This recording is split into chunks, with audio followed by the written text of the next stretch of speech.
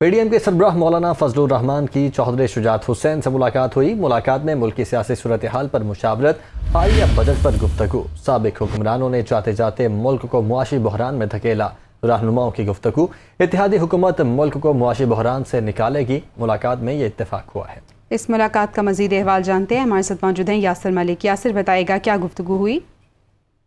جی بالکل، Pakistan democratic movement کے سربراہ مولانا فضل الرحمان نے وہ چودھری شجاعت حسین کی رہائش گاہ پہنچے ہیں۔ مولانا فضل الرحمان نے کاف لیگ کے سربراہ چودھری شجاعت حسین سے تفصیلی ملاقات کی ہے۔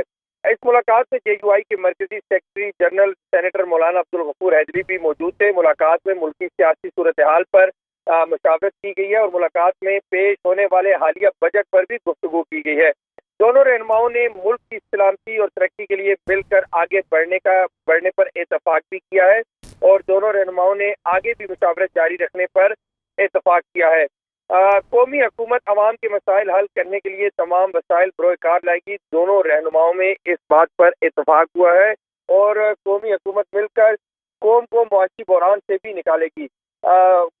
دونوں رہنماؤں نے کہا کہ سابق حکمرانوں نے جاتے جاتے ملک کو معاشی بحران میں دھکیلا، لیکن یہ جو حکومت ہے یہ تمام معاشی بحرانوں سے ملک کو نکالے گی اور عوام کو ریلیف بھی دے گی۔ دونوں رہنماؤں کے درمیان یہ گفتگو ہوئی اور مستقبل میں بھی ایک دوسرے کے ساتھ تعاون بڑھانے پر بھی اتفاق کیا گیا ہے۔ جی بہت شکریہ یاسر اپڈیٹ کرنے کے لیے۔